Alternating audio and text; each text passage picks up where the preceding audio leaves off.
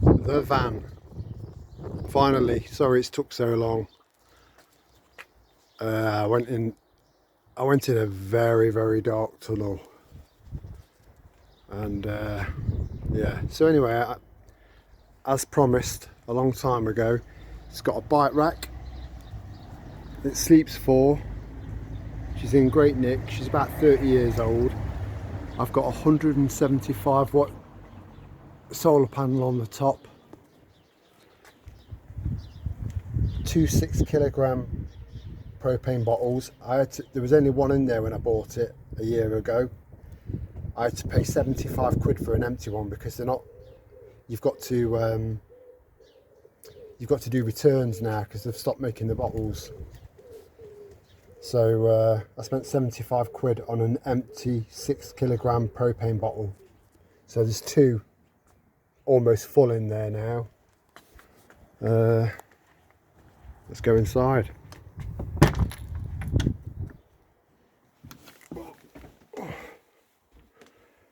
Right, I've emptied her, ready for sale. So it's a bit of a mess. She's got a fridge, loads of storage, absolutely loads of storage. You can sleep two up there, but if you sleep towards the back, I can imagine it being very claustrophobic. So I kind of sleep along the edge there. I use the back for storage, for tables and chairs and stuff like that. And then I make a bed up down here for the girls. She's even got a bar. Holds four glasses and either 3 bottles of wine or 3 70cl bottles of spirits. Needs replenishing.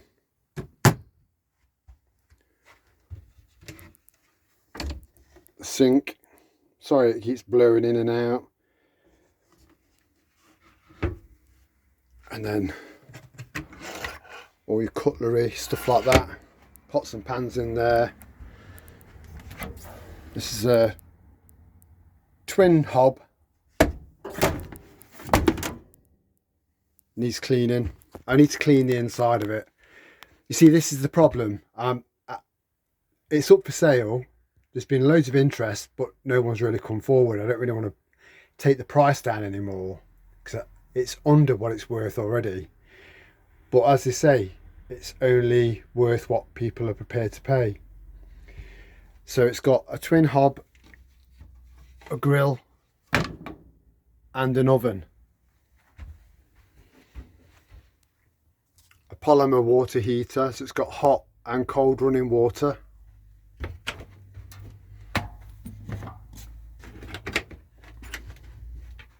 Shower room,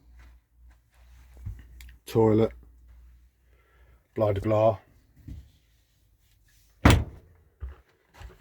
So this, since I've bought this, wardrobe, again loads of space. Since I've bought this, I've put a brand new 24-inch LED smart TV and fitted it to the wall. So if you go on any sites with Wi-Fi, you can get Netflix or whatever, or you can cast from your Android phone. I got my dad to put in an extra, what do you call it, a little, you know, just an extra thing. I've also built a battery bank. See, with solar stuff, I can build a solar system with my eyes closed now because of the caravan. We've had that for 7 years. So I ate, slept, dreamt 12 volt and solar for about 6 months.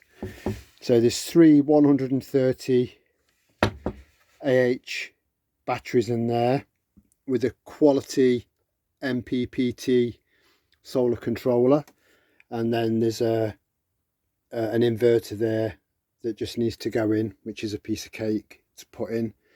I ran a fridge off this 24 hours a day at Chili Fest last year. Yeah, so basically the fridge can run off gas or mains, but I mean, if you've got sunshine and a decent battery bank, you don't need to waste your gas. I've got two sources of heating. This turns on with one click, which is all right, and then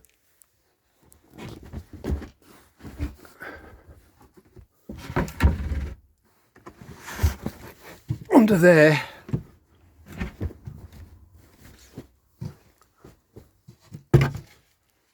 I've also got a diesel heater as well, so I've got two options for heating. These diesel heaters are extremely efficient. You can go from being freezing cold to the tropics within 2 minutes in this van with that on full blast for a little while. Loads of space and storage under the seats.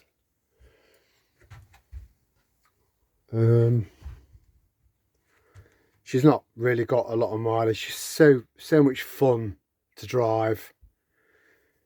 The girls, I put the tables across there to stop the girls from jumping through. These two seats both swivel round, and then the curtain goes all the way around the windscreen, so that you've got all this added extra space. It's currently pulling 13.7, which is on a very cloudy day. So yeah, this is the van. So my problem is that it's up for sale because I've got a car. So that's 2 times the MOT, 2 times the tax, you know, 2 times the insurance, you know, and I've got a caravan in Edale already in Derbyshire. So, but this is a perfect getaway vehicle. You know, she's old, so I mean, if we ended up with a solar flare that affected electrics of cars and stuff, it probably wouldn't affect this van, because she hasn't got any chips or anything like that. There's nothing really friable. So, but I am very, very tempted to delist her and keep her for another year.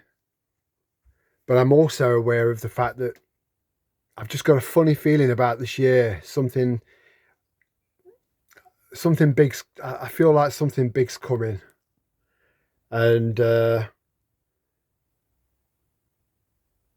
you know, I mean, we know that we're hurtling towards, we're already in a recession. We're approaching a depression. And people are going to be trying to sort of like make full use of every single penny that they've got coming in. And a motorhome is a luxury. But then, having said that, there's going to be a lot of people that are going to be chucked out in the streets because they just can't afford £600, £700, £800 a month just rent alone. So van life is taking off. It's becoming more and more popular. You could live in this van. She's got an onboard freshwater tank, an onboard grey waste tank. The toilet is a cassette tank, a cassette toilet. You could literally live in this van if you obviously in a very minimalistic way, but it's doable. So there could be a bigger market after the crash for vans, which would drive the prices back up again. So do I keep it and risk it, with it being such a luxury that I don't really need, or do I sell it?